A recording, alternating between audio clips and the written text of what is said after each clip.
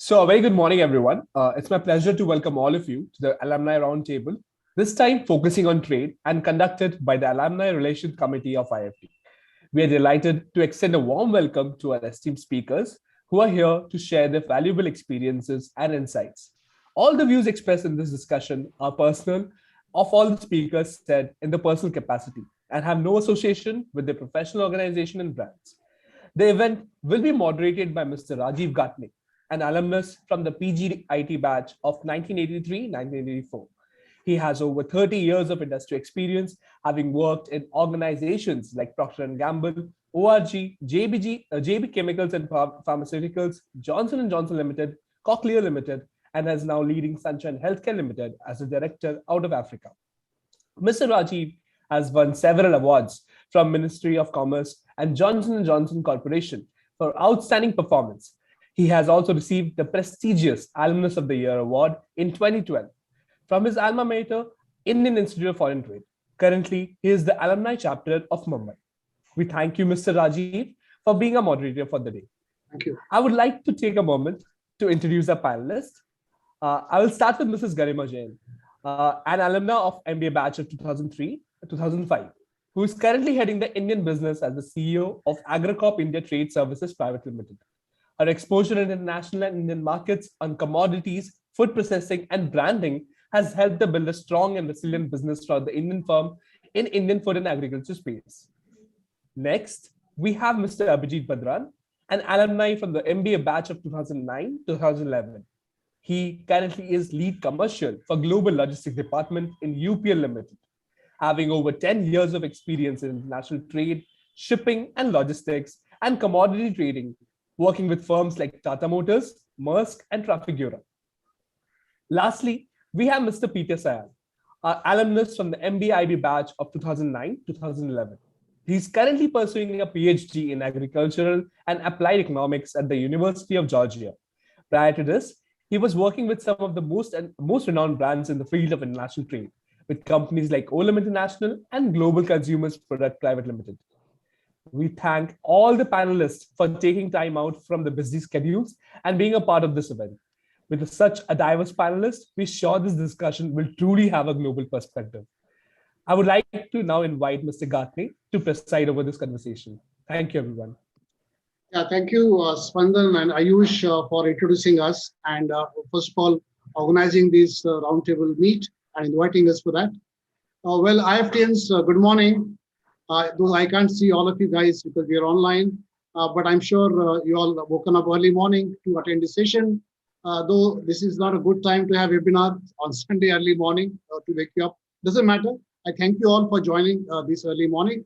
Those of your colleagues who have not made it this morning, they can always watch this program later on YouTube. So we have made arrangements for that, so they won't miss out anything. Okay, all of us know that IIFT was established in 1963, about 60 years ago, by Ministry of Commerce with a clear mandate of educating and developing a cadre of executives in international trade. In those 60s era, the country was not in a good shape. We had challenges in our economy. Our economic environment was not that good. It was difficult. We had a shortage of foreign exchange. If you recall, our exports were were stagnant, not growing, and most of the exports were commodity based. So there was a very strong need for developing international trade, especially exports. And that's how the institute was set up. And even when I passed out in the 80s, even the situation was similar. The economy wasn't so great. We were struggling to get our exports on. And we also had foreign exchange challenges. Now, since the 90s, as all of us know, the country had the first set of economic reforms, and we had liberalization, and we became part of the global environment as a globalization. And since then, our economy has been growing. Our foreign exchange situation has been improving. And if you look at this year, as on date, we have one of the largest foreign exchange reserves so far. It is about US dollars 635 billion. That is our forex reserves. And our exports are also growing. So does it mean that the importance for international trade has come down? No, not at all. Because as a country, our ambition is to become from 3 trillion economy US dollars to US dollars 5 trillion economy. We want to generate jobs for millions of our people. We want to provide remunerative income to the farmers. And of course, India wants to be one of the top 4 or 5 economies of the world. Now, if this has to happen, it cannot be only based on domestic economy. We need to have a lion's share in international trade, especially if you want to compete with the players like China and other countries in Europe and developing world. So IIFT has, over the years, has produced a large number of alumni who are very successful in international trade across the world. And we are fortunate to have 3 of our eminent speakers who are successful alumni in international trade arena. Well, let me come back to the topic of the discussion today. Our topic is international trade, global challenges, and agile and resilient India. Now, we'll definitely talk about international trade and what are the challenges that we are facing in uncertain environment that we are in today. Let me talk about the agile and resilient India. Why do I say India is resilient and agile? All of us are aware, last 2 years, we have gone through a very difficult phase of COVID-19, and we have Omicron. So the world, in fact, world trade, world economy had actually collapsed, and we had negative growth in most of the places. They declined. So despite those 2 years of bad economic situation, Indian economy has now come up in a big way. Let me prove that to you with figures. Say, study now the global trade last 2 years. So international trade, they always calculate on the basis of calendar year. So in 2019, the global exports were US dollars 19 trillion. While in 2020, a year after that, that means throughout the year of COVID-19, the exports, global exports came down to US dollars 17.6 trillion. So it was a decline of 7% in 2020 over 2019. Now, same thing happened to India as well, because we're part of the global trade.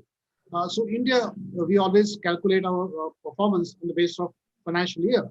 So if you compare the exports of 2020-21 versus 19-20, then in 2020-21, the last financial year for which we have data, the exports were US dollars 291 billion, which was showing again about 8% decline over previous year, primarily because of the COVID impact.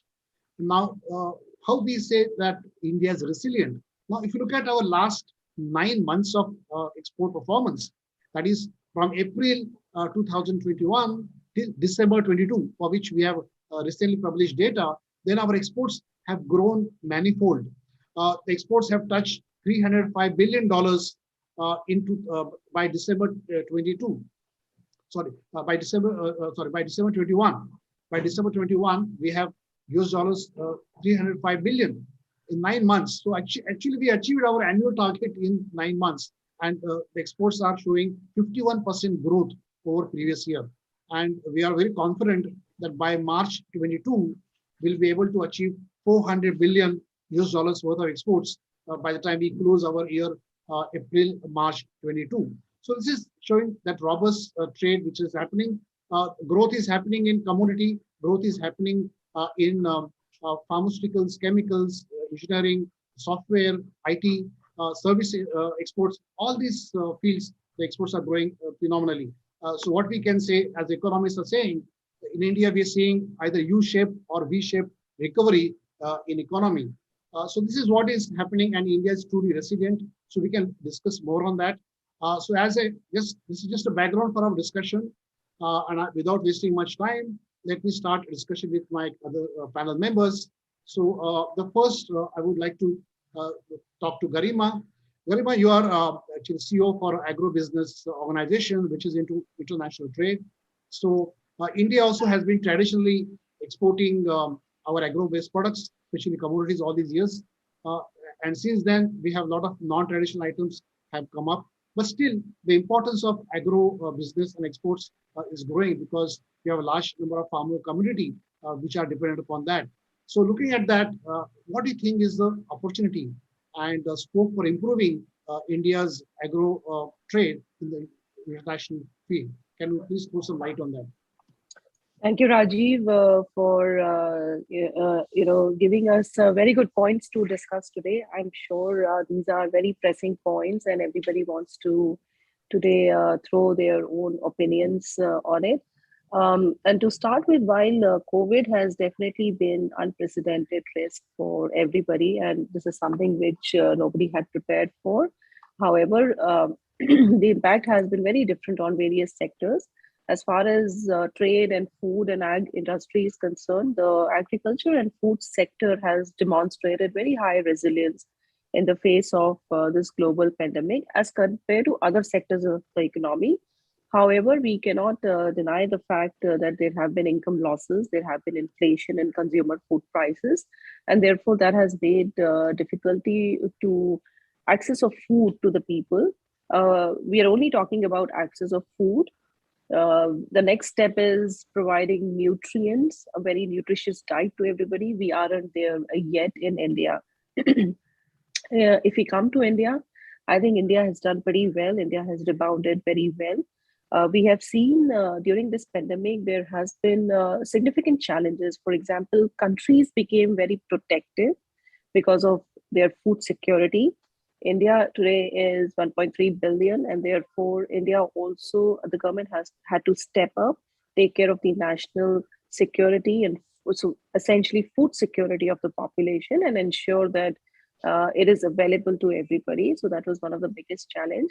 And because of that, obviously, our various policies are designed in India.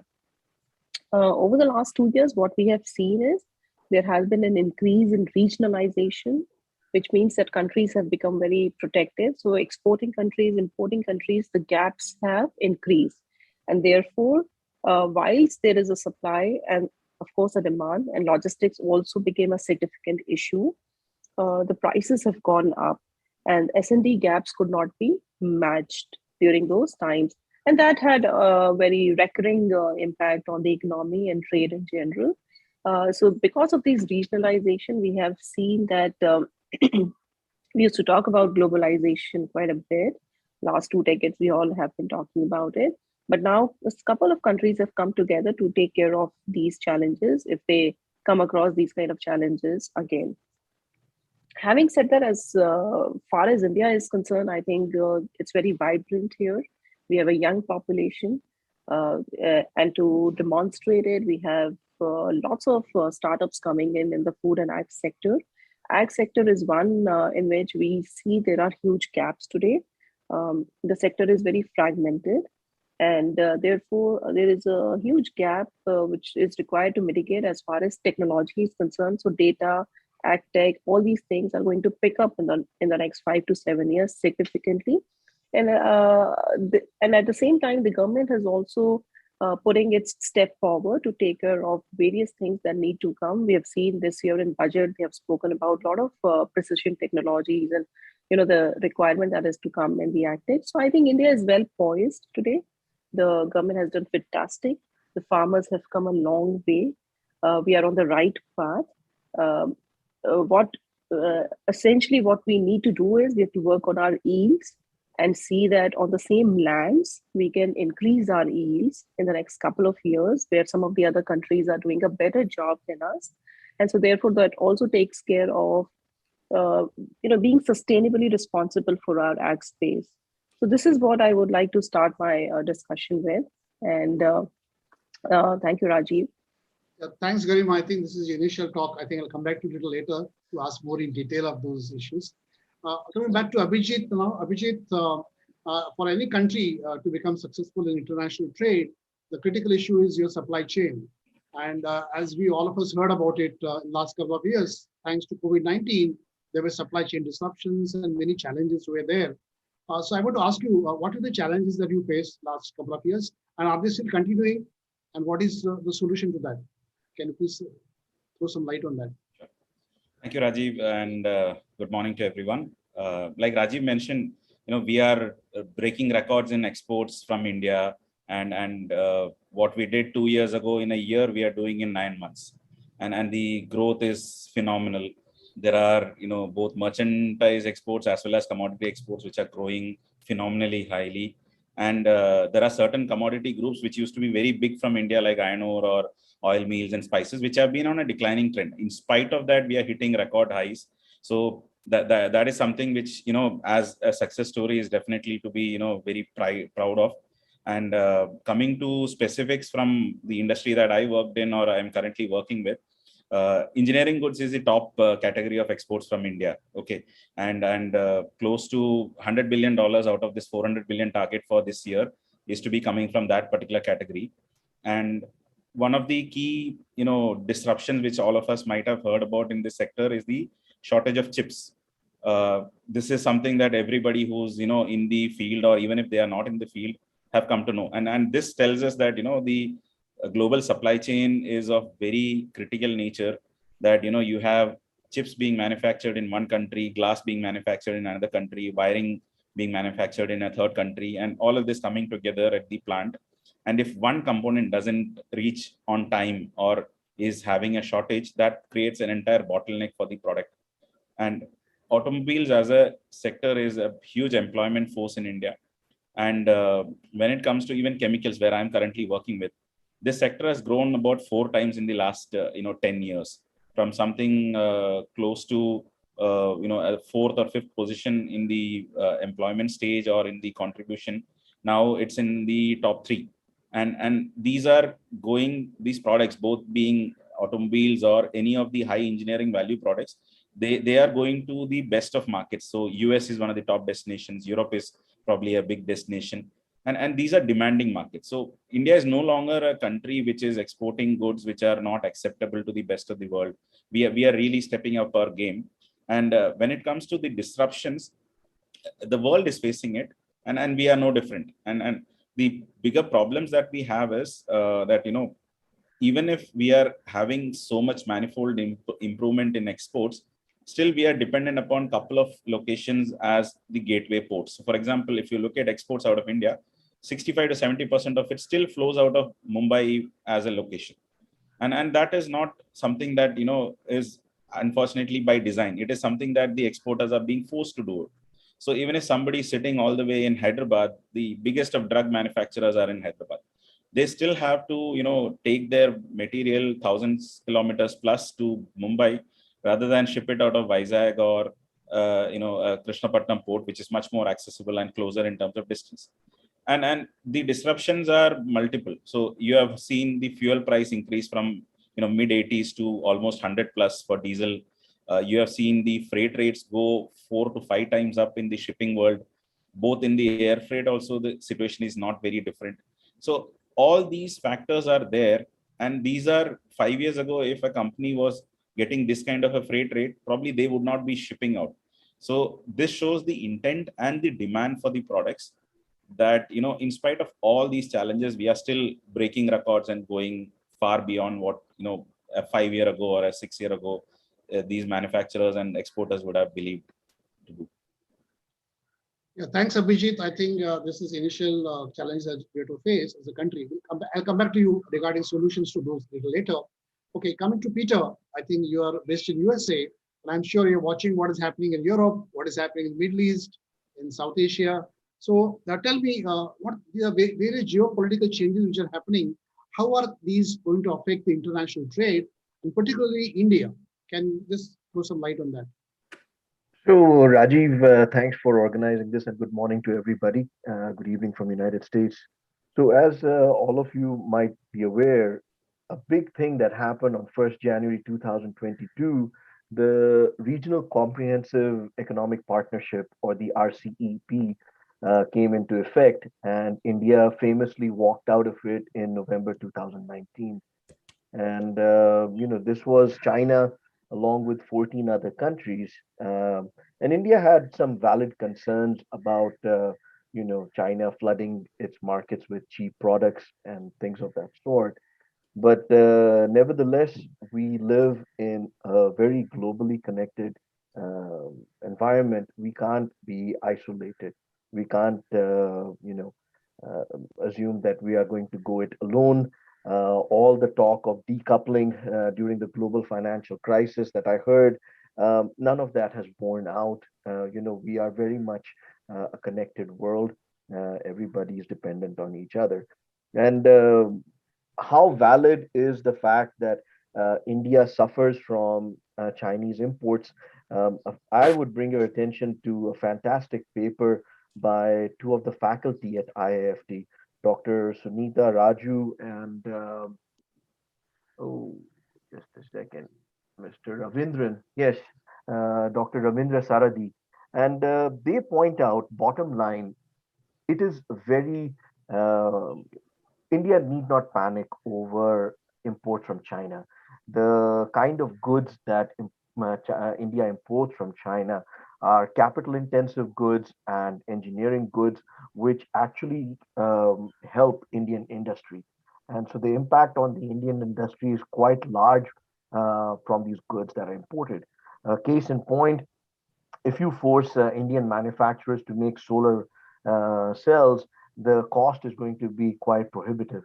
And the cost from Chinese manufacturers cannot be competed with in India. So there are certain things that we need to realize and not hit the panic button all the time. United States had its own Great Depression in 1929 when FDR was quite famous for saying we're going to bring all the jobs back to United States and we're going to not have manufacturing facilities abroad. It didn't work. It didn't work.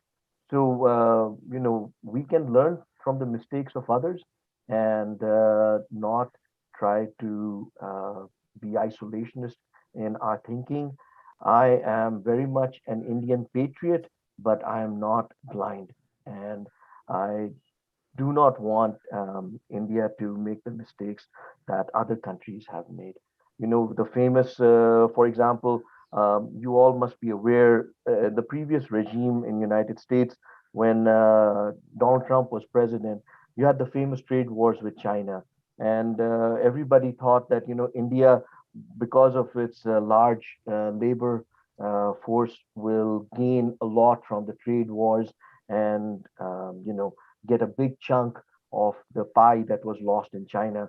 But guess what? The numbers are out, and India did not really do that well.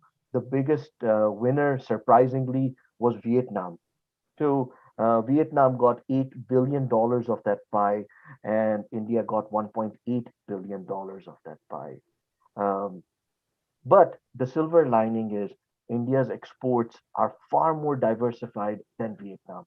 And I always remember as a child, my mother telling me, son, India is a country that can produce anything from a pin to a spacecraft. And today also India is that country that can produce from a sewing pin to a spacecraft.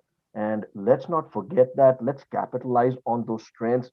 Let's make sure that India is, getting its place in the sun and not being left out. It's well poised. We have come a long way from the days of independence when only 7% of our population was literate to now where we are more than 70% literate. So let's capitalize on those strengths and see where we can go from here. Back to you, Yeah. Rajiv. Yeah, Peter, thank you. I think that's a good message. We got your message that though India trying to become Atmanirbhar, but we cannot be producing everything ourselves. So we need to be part of international global environment. Being a globalization is very important. And for that, as you said rightly, the international trade is very important to be part of the world. And look at what is happening to Vietnam versus China. I think we probably missed the bus and we need to change our strategies and policies accordingly so that we don't lose out on those issues. Thank you, Peter, for that. Let me come back to Garima again. Yes, Garima, you mentioned a little word in the last your talk. You said that sustainability. So I want to understand because today is a world where we talk about climate change, we talk about global warming. So I'm sure your agro business must have been impacted by that. And again, if you talk about sustainability of agro business, what is it? And can you tell us more about it? It's a very important discussion because we need to grow. All of us need to grow sustainably, and we need to take due responsibility. I think the governments and the companies, everybody, we are doing farming for the last 5,000 years, and today our river systems, lifestyles have supported extensive agriculture in India. Sustainability is a broad policy concept. If I look at the global public view, it's a very broad subject. But if I look at India, given our ecological boundaries, we are using it completely. And now we need to find better way to live with this nature. If we have to grow sustainably, I mean, in India, there's a lot of work to be done. And I keep talking about it in various discussions. Till today, India is using labor. Till today, India is putting bags on the back of the people. They are loading it. And till today, we are using our old systems. Till today, we are talking about so much of wastage. So if I look at sustainability, whilst the developed countries are working on better yields and better use of the area that they have, I think India needs to do its bit in terms of controlling the wastages that we are doing today. One example is the dairy sector. Huge growth is expected. The sector is expected to grow by almost 30%.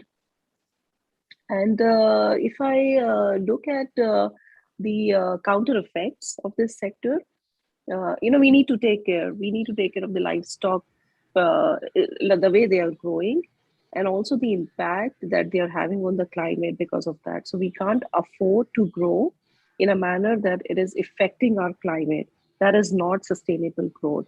So increase of hydrogen, methane, and all these gases and emissions in the atmosphere is not good for everybody. The countries are coming together to take care of it, but let's say COP26 was the first step. But I think everybody has a long way to go, especially in context of India. A lot needs to be done.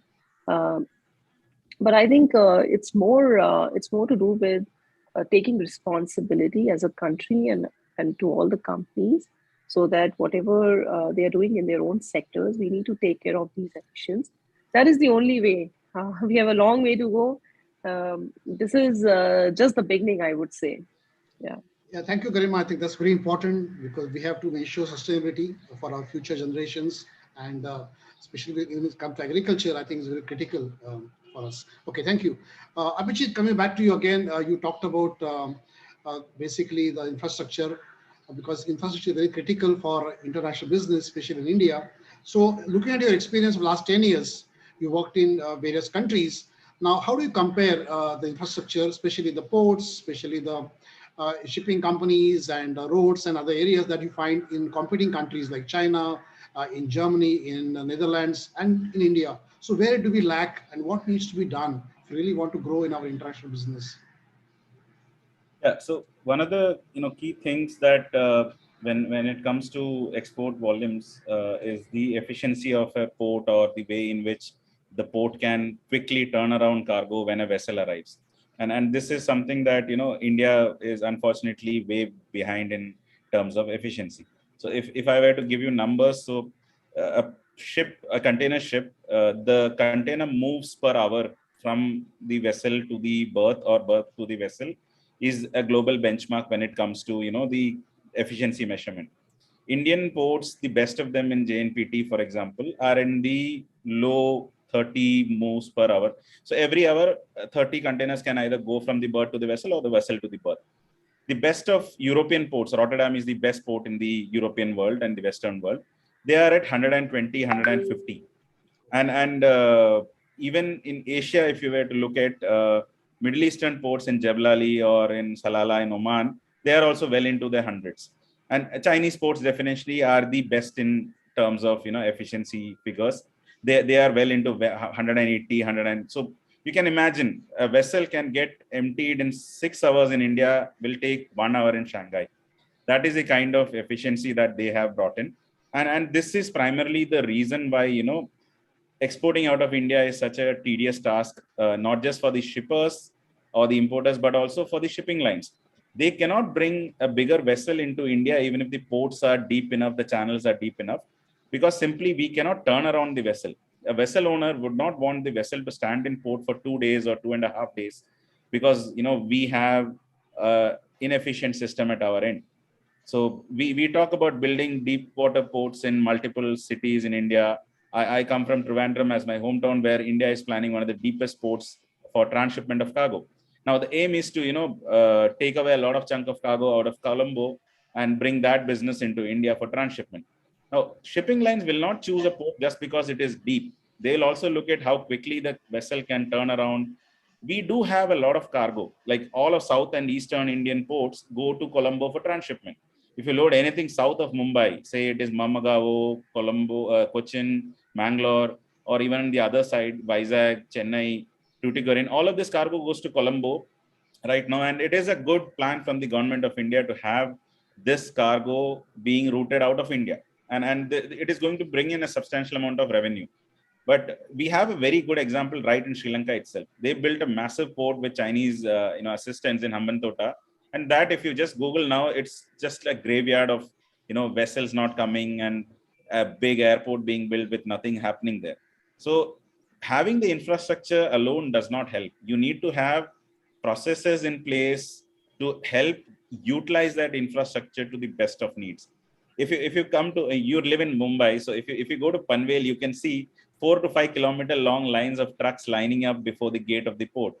We have a port which has 8 gates, but only 2 of them function at a time. And this is how wonderful we are using the existing infrastructure. So the point is not to add berths or add terminals or add railway lines.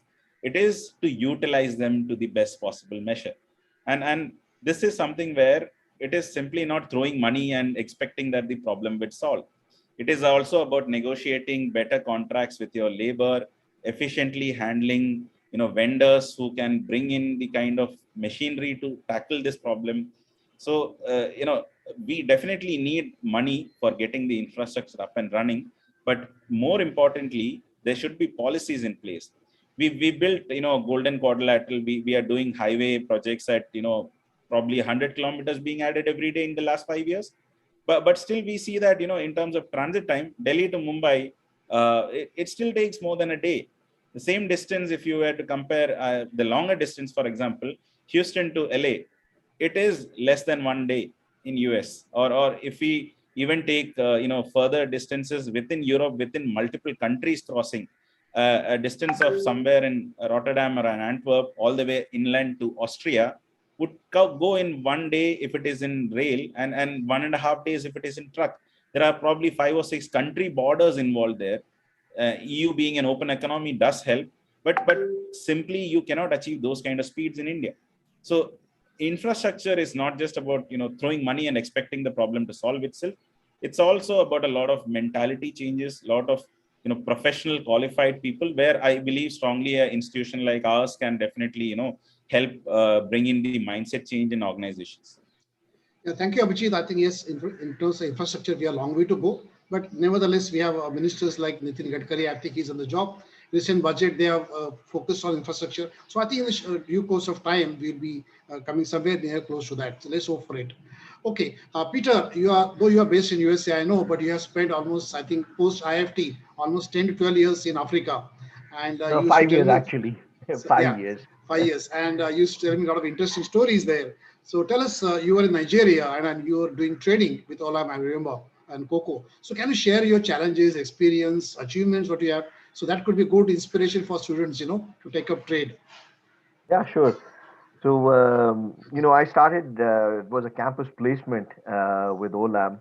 And, after our induction in Singapore and training in Ghana, my first posting was in Cross River State, which is on the border of Nigeria and Cameroon. A very remote place. The nearest hospital is about 100 kilometers away. And, it wasn't a place where I could bring my wife and young daughter over there. So, so now that I've mentioned my wife and daughter, I was the only person in my batch. Of course, one other student became a father while he was a student, but I was the only person in my batch who was a father when he was joining IFT. I never took that as something that was a weakness in me. Never took that as something that would hinder me, but it was definitely a source of strength. So don't look at things from the perspective what you don't have or what you have as being a source of weakness. Always look upon things as strength, as a blessing. All right. So that would be my first point. And having said that, living on a border like that, I knew that some of my customers were bringing cocoa across the border from Cameroon, even though that wasn't quote unquote legal. But nevertheless, so I have a customer whom I've given out $4 million to bring in cocoa, and then he calls me up at midnight and says, "Sir, my truck has been impounded by the border police, and I can't bring $2.5 million worth of cocoa unless you intervene." I said, "What do you want me to do? What can I do in this?" He's like, "We need to bribe them. There is no other way we are going to get it out." I was like, "Okay, I am not going to get into the bribing aspect, but having said that, I'm also not going to let $2 million, $2.5 million worth of cocoa just sit impounded by the border police." So I said, "Here's what I'm going to do. You take my driver with me because I don't want to get my hands in this. You take my driver with him. I'll give him cash. You guys discuss it with the border police, sort it out, and bring the cocoa here. There's nothing more to be done about that." So yourself.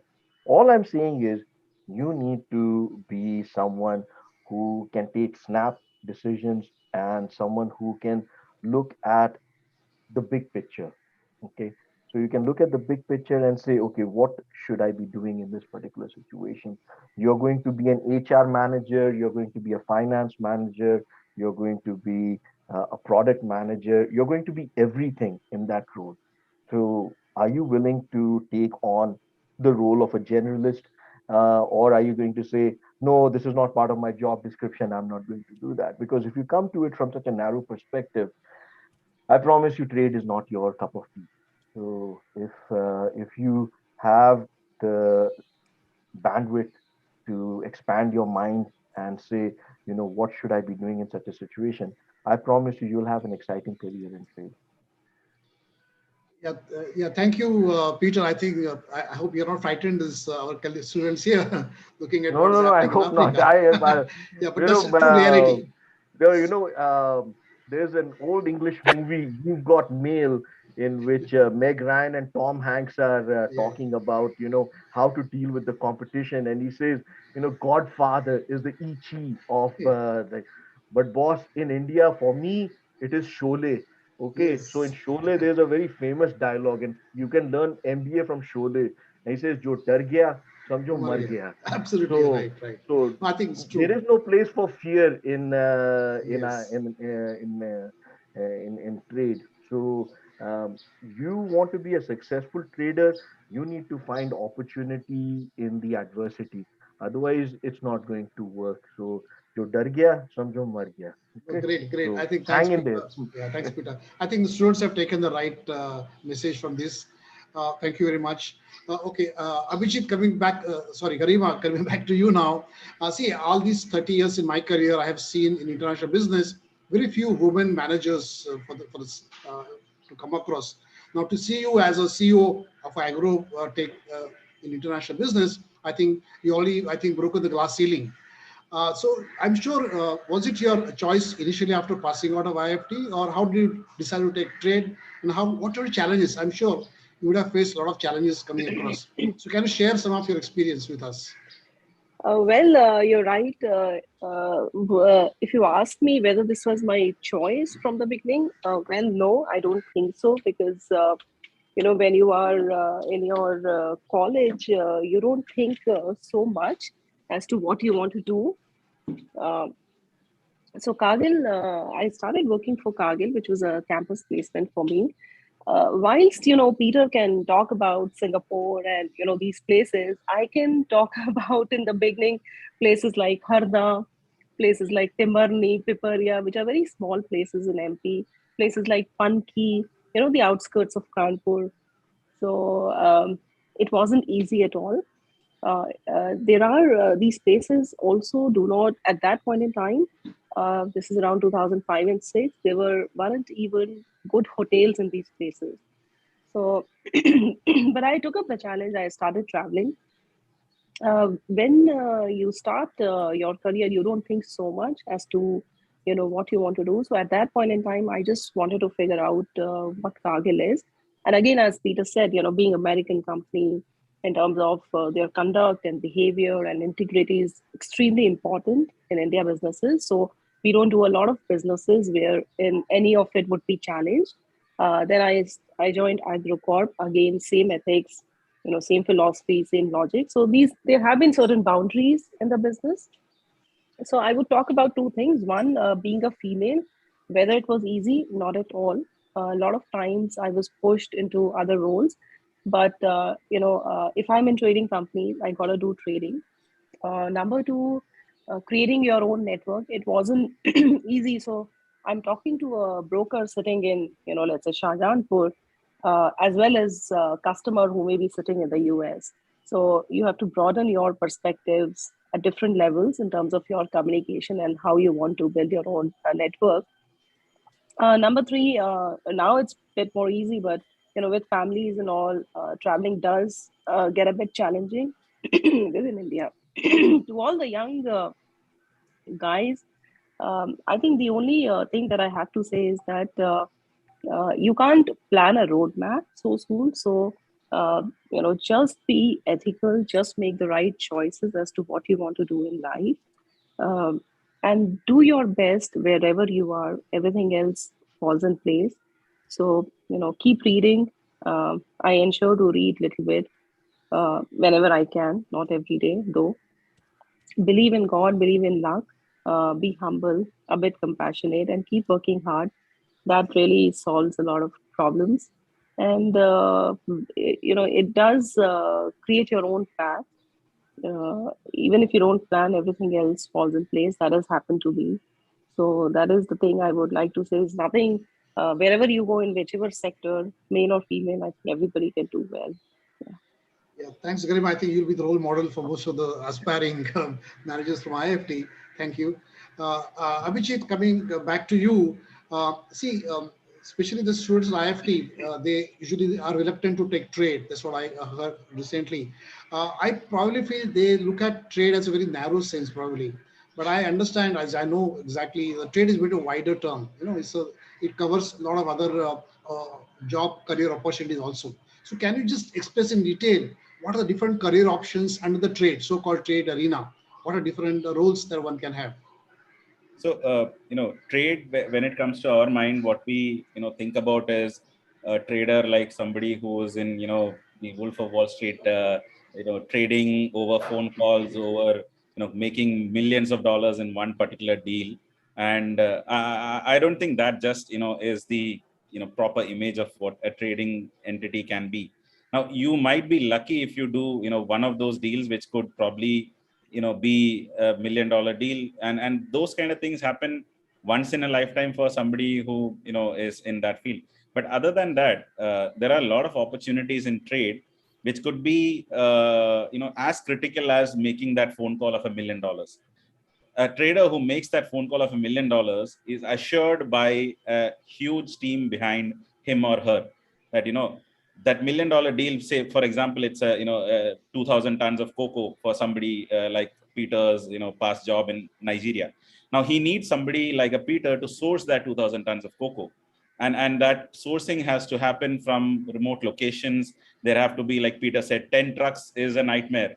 Even getting one container in current situation is a nightmare. So that kind of an efficient system, as well as a trust which is there. So it is not always your own company or your own pay level people who are going to get you that job done.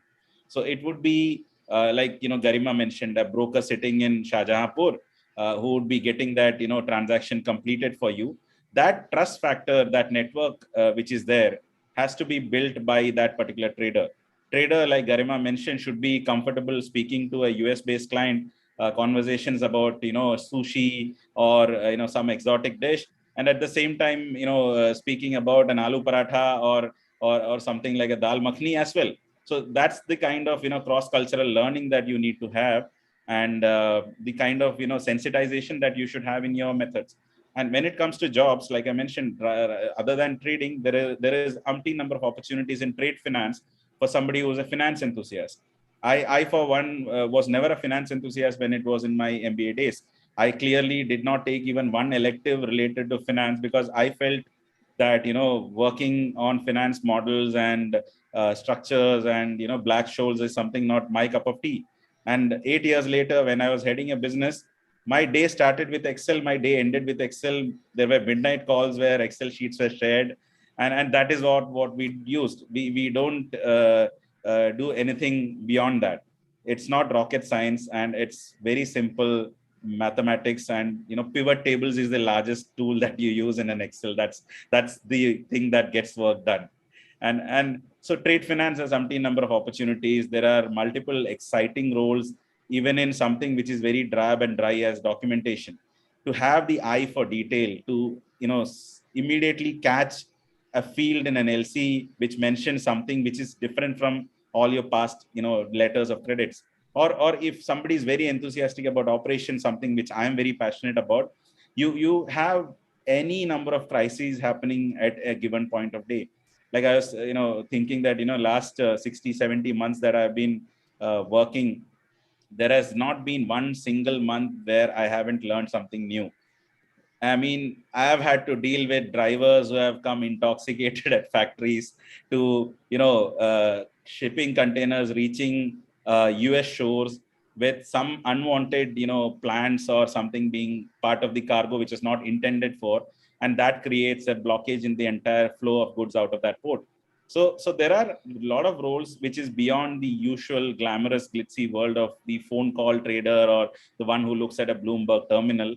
If you are really interested, there are roles in finance, there are roles in operations, and sales, of course, is one big aspect of the entire business development chain. So for every single area of specialization that you can think of in an MBA course, you have an option. Even as something as remote as what we think of IT. Now all these trading platforms, they need business analysts, and they need people from the world of business who can translate these requirements to the IT development team which is making these platforms, and getting the the cutting edge of technology to enable this trade.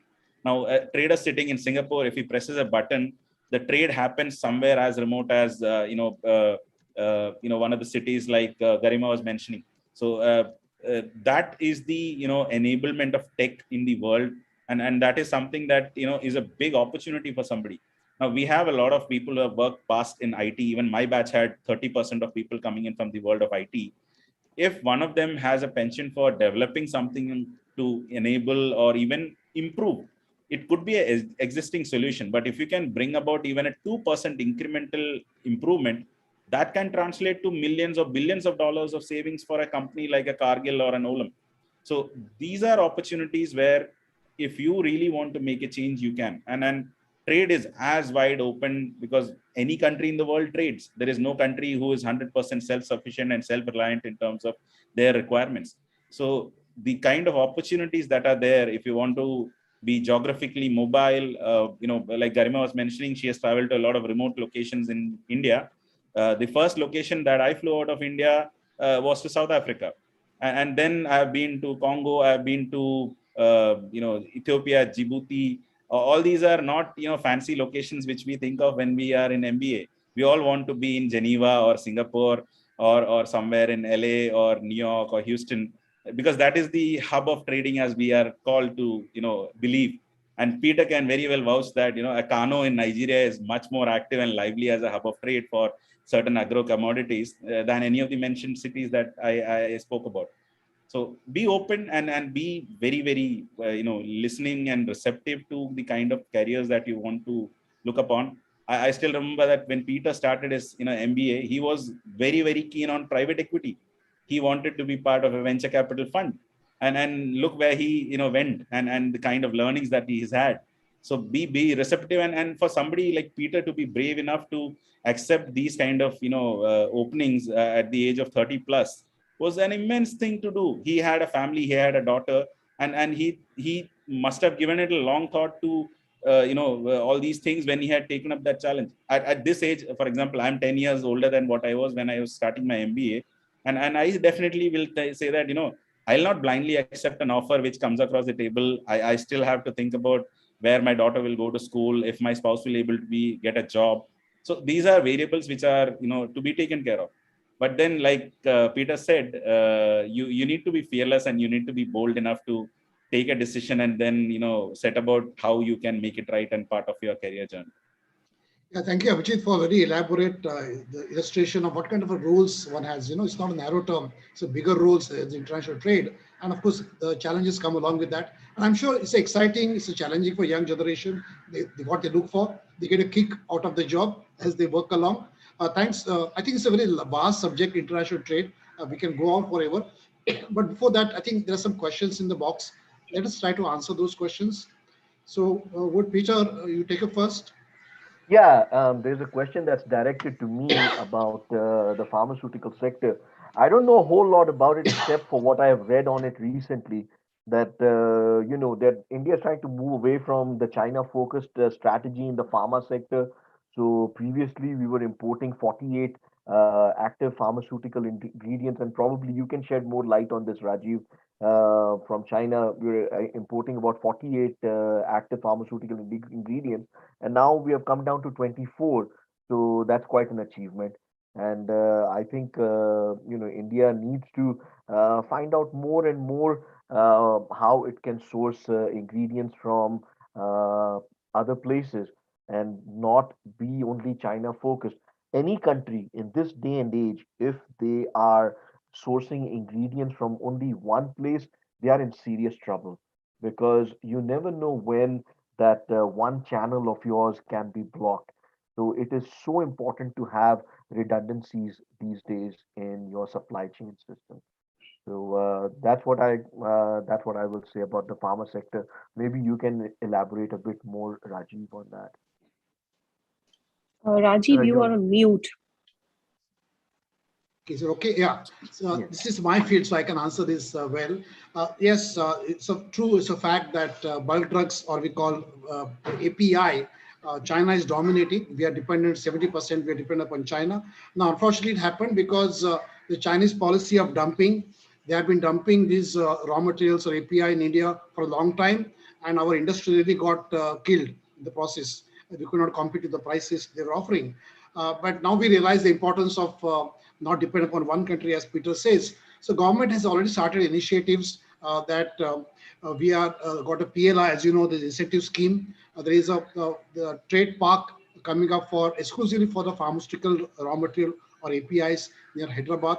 In Maharashtra also, they are trying to set up one bulk drugs park. So government is giving incentives, and we want to now set up large factories for the bulk drugs or raw materials. So I think it won't happen overnight, but yes, government is working in the same direction, and something has to be done with China because the way prices are dropped. So either we put anti-dumping duties, or you try to have embargo or various measures within the WTO policies. We need to adopt that, and we need to encourage production locally. Government is definitely working on that.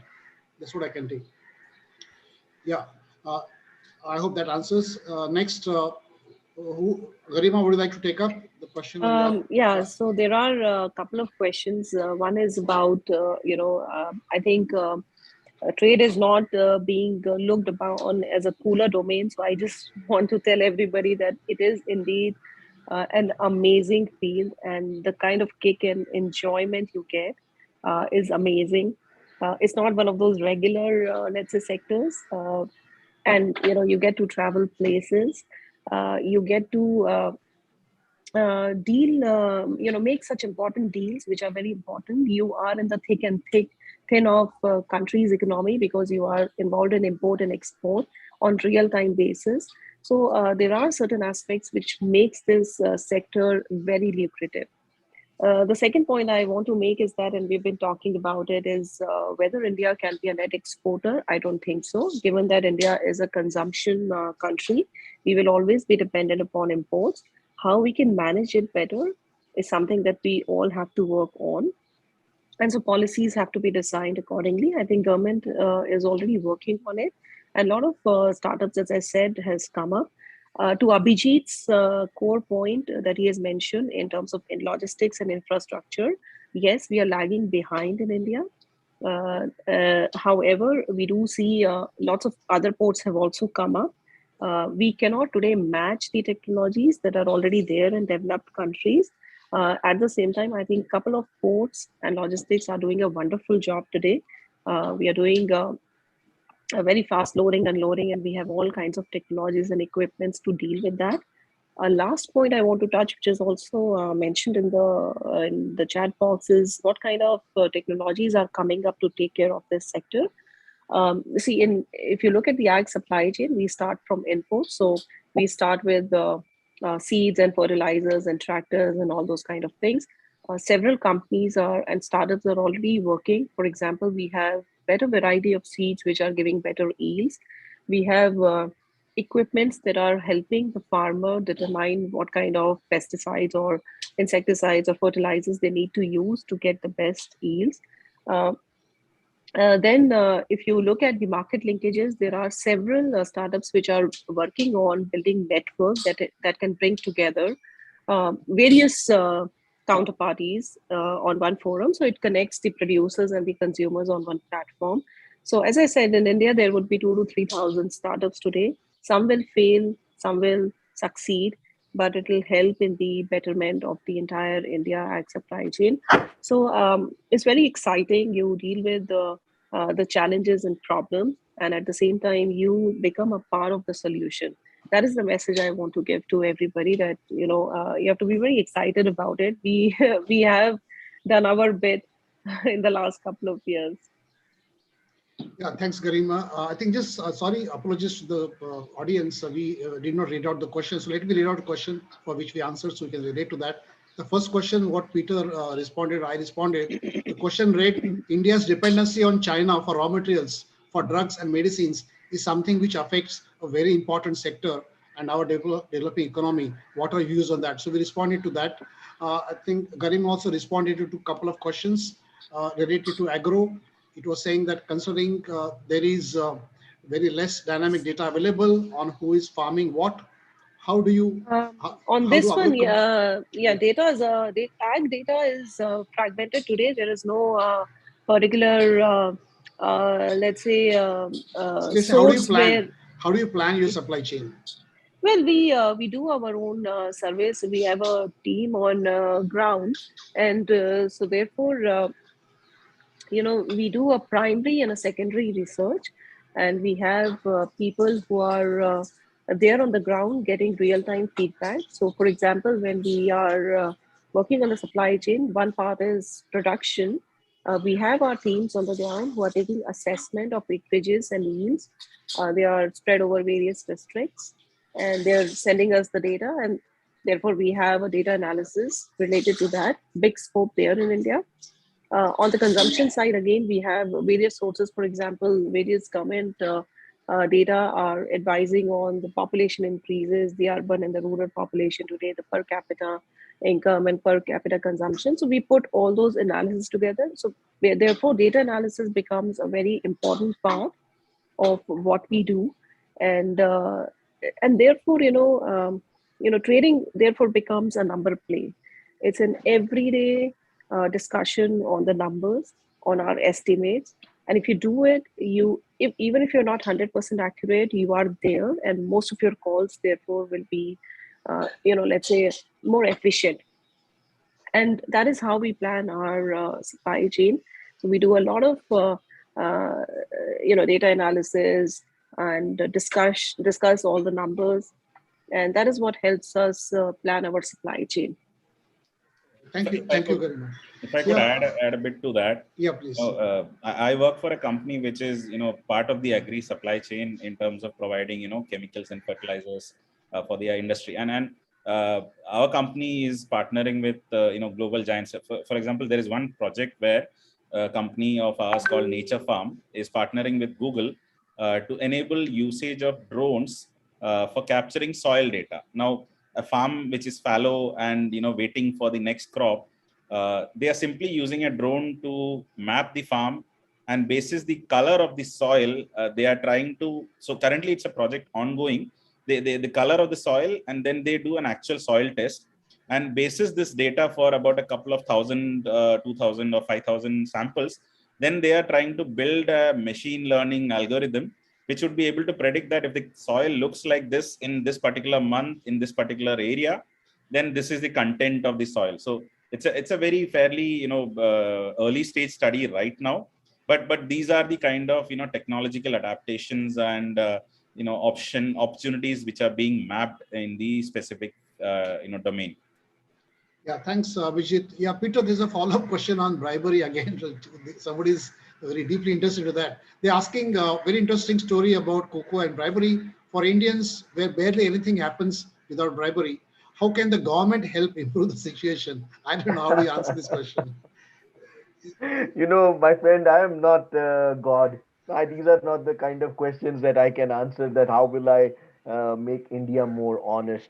Yeah, But just to add, this is very, specific to probably certain trade flows. It's not something which is prevalent or, very common. As I mentioned, I've worked for companies wherein these things are taken in a very different light.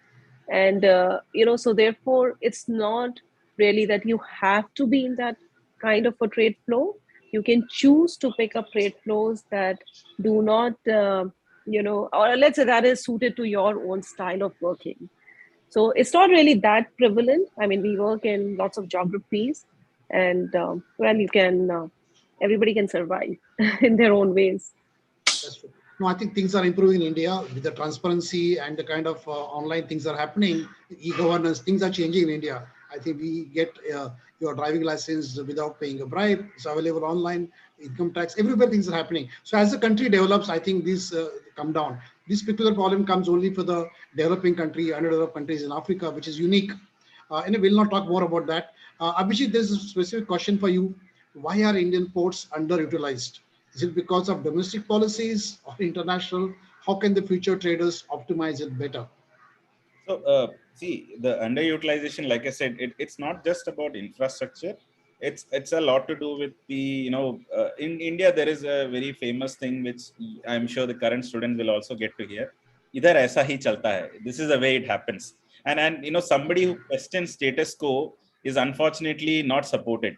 So there are very few organizations when you walk up there as a management trainee or a fresh graduate, and you will be lucky if your boss gives you the opportunity that, do a good study of all the SOPs and tell me where we can change or where we can improve.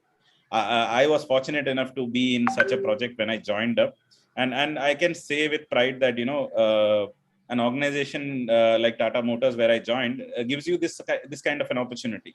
So I feel that these kind of opportunities come from only two kind of companies. One is a startup where honestly such policies are not written down, so they would really be keen to have somebody do a study of their processes and get these things written down and labeled up. And second is a company which is probably a 50-year-old, 60-year-old, or even a 100-year-old company, where they feel that due to the way it is done, people have become complacent, people are not willing to adapt to the latest trends in the market, and somebody who's young and new and upcoming can be given up that onus to change these things. So it helps a lot when you have such a supporting senior management or even just your immediate boss who can say that go ahead and make that change, I'll have your back. And I believe that such a step in that direction makes me also do the same with my team members right now, that go ahead, be that change, that somebody works somewhere else and brings in that kind of an experience and expertise. We should utilize that. So Steve Jobs famously said that if you are the smartest person in the room, you are in the wrong room. So our aim is not to have smart ass quotes which say that we are the best and we are doing whatever is best possible. We should be willing to change. And like I said that right now we see policies are coming up in that direction, but India being India, and a port like JNPT, which is 25 years old, has a certain way of doing things. I cannot go there and say that Musk has come up with a fantastic portal called Trade Lens, where there is no need for paper transactions to be done. Indian customs will still want a paper with a stamp and a signature in a blue ink. Why the blue ink? Because black ink can be photocopied. So that is how trivial, these things are. And that takes up a lot of time to change. But yeah, we do have policies. We do have, great help from government in terms of new export incentives, duty exemption, remission schemes, technology support with, portals where online customs verification is happening. Big shippers like my company have something called a self-sealing, which that, without an examination, the cargo can get sealed at their, factory. So these are big changes which are there.